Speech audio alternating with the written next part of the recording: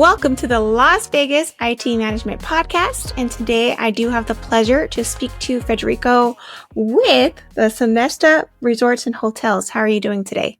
Good. Thank you so much for having me here. Of course. I'm very excited to learn a little bit more about you. Can you walk us through your journey in IT program management? So I think that this is what I call where everybody leave the planes in the desert. This is like the last role that you do as an IT manager. So I started my journey as a telecom manager for Coca-Cola company. Then I was IT manager for Starwood Hotels and Resorts. Then I was IT director for a private equity firm. And I moved to the United States and I started my journey as a project manager with MGM Resorts. Then, of course, the pandemic hit, as everybody else knows. And I ended up in Sonesta Resorts 3 years ago now. Oh, wow. So you've been there for about 3 years, but it sounds like you've had a lot of different experience. Yeah. Yeah, so that's pretty amazing. And then I guess what brought you to the States, if you don't mind me asking? Opportunities, pretty much. My wife she's studying UNLV.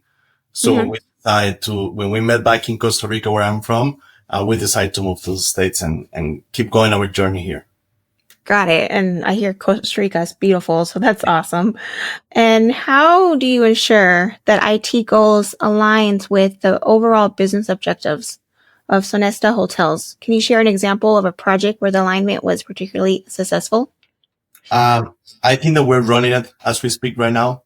Sonesta, it started as a small company 4 years ago with only 50 something properties.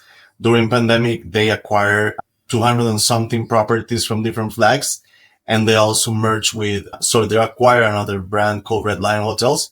So we end up with around 1,700 properties in less than 3 months. So everything is a project in here. Right now we're running a Wi-Fi modernization across all the brands, which is almost an $80 million project that is running. It's pretty much replaced Wi-Fi in every single property that we have across the States. This includes low voltage, includes HSIA, in some of the cases replace the carriers. And most of these properties are focus services. What we call it's just like extended stays, regular hotels, not top brands. So it's kind of complicated. That is one of the key projects that Sonesta is running right now. Got it. Now that's pretty amazing. That sounds like an exciting project. Are you currently just located here in Las Vegas, or are you working with all of the different locations? So our headquarters is in Boston and my teams are located in Atlanta. There's people also in Boston. There's people in Orlando. So we are a complete multitasking company. Everybody is pretty much just remote and they're not having any plans to send us back to the office. So even our CIO is located in Denver. Got it. No, and that's awesome. It's a beautiful thing to be able to work remotely. And then what is your approach to managing a diverse portfolio of IT projects? So it will depend, right? We have to deal a lot with operations, hospitality. It's pretty much dictated everything by operations. The next level that in the orchard will be engineering. So it's a lot of coordination. Usually it depends on the type of project. We need to work very close with operations, renovations, just to make sure that we adhere to their timelines and do not crash with them. And we are still not getting to the property with all the full occupancy as expected. And so we have to be evaluating pretty much on a daily case the forecast of the properties. Got it. Understood. And then I guess how do you prioritize those projects to ensure that all resources are used efficiently? So pretty much we try to work again with operations based on the number of incidents per property, the tickets that they have open based on any particular reason, and the age of the equipment. We work very closely with our network team just to make sure that we accomplish all these 3 tasks before the next property to go. And if everything aligns, we start moving forward with them. Got it. And that totally makes sense. And so how do you calculate communication and collaborations across different project teams and departments with Sonesta? So every company is different. Sonesta is not new for anyone in the industry. So it's pretty much constant communication. The people understands that when they assign a project to the IT PMO, we are the leads, so they try to follow our lead. So pretty much we centralize the communication with our PMs to make sure that there's only one single point of, I call it a single point of failure. They call it a single point of contact, but yeah, usually it's the IT PMO that want to coordinate across the teams across the board. Sometimes it's very easy. Sometimes it's impossible based on forecasting and all dependencies. Got it. So, with it sometimes being difficult, what are some of the challenges, if you don't mind to share with us, that you have faced in this area? I think that one of the biggest challenges is that we cannot keep going projects 24/7. Our properties has a high level of occupancy, and sometimes we have to just sit down and wait until the property has some slots for us to be able to work. If the properties doesn't have it, it's sadly, but we have to disrupt the guest, which is the last thing that we want to do. So it's pretty much hand tight, or if it is taking so long and we are not going to meet the deadlines, we have to start disrupting the guest. And so that came with different kind of caveats on the side, right? Complaints for the guests, comp nights for the guests because of all the inconvenience that we're providing them, right? Right. I get that. And I guess, the importance of managing stakeholders is a key part of your role. How do you ensure that stakeholders from both IT and non-IT backgrounds stay informed and engaged throughout a project? So we believe strongly in that we are a communicator, right? So we communicate to the stakeholders, IT or non-IT, and we take a philosophy that we have to translate from IT to non-IT. Regular language that we use in a day-to-day basis in our conversations, we have to translate to the C-suite. They are very knowledge people. They're not technical people. So we start to learn how to translate and give them they type of examples that they need. Last week, we have an example with the renovation team, and I was trying to explain about the bandwidth on one of the GAMs that we're installing. And they said, yeah, I don't get it. So imagine this. You have a water pipe and you start connecting a lot of faucets. What's going to happen? So that's the type of things that we try to do. It's a super professional company, but between internal teams, we are allowed to be more friendly with the leadership so they can understand. So this is one of the good things to work here. Got it. Now that makes sense. And I know sometimes that can be difficult when, you're dealing with other people who possibly don't understand. So I get it. And when it comes to risk management is crucial in IT projects.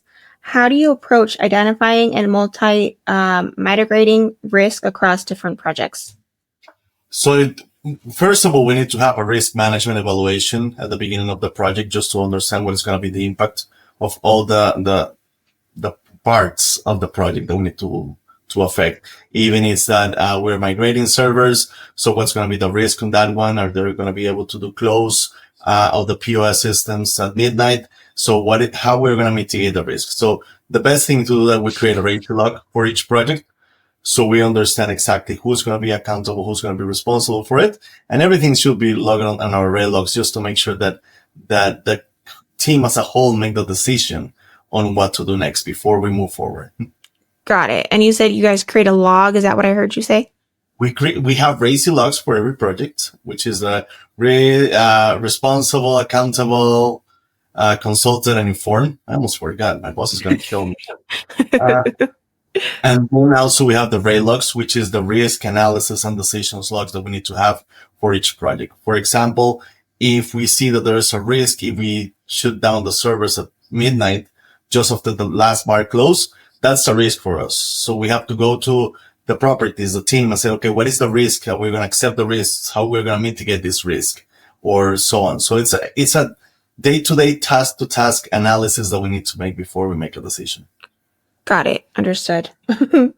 And, what are some ways that you ensure that an IT infrastructure and Sonesta supports the company's long-term strategy?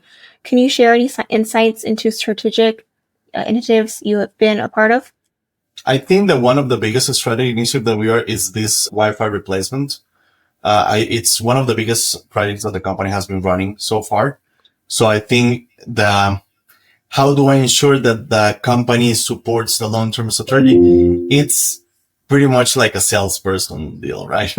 We have to go and sell with the infrastructure teams and any other teams involved with this, this is going to work to the long term. Very happy for us. Our CIO is an amazing person. He understands the business. So he's always understand exactly what we're looking for. So he's always having a really good support for any initiative that we have to manage. Got it. Understood. Thank you for sharing that with me. And then what are some of the biggest challenges you have faced in your role as an IT program manager, especially in the hospitality industry? And how have you overcome these challenges?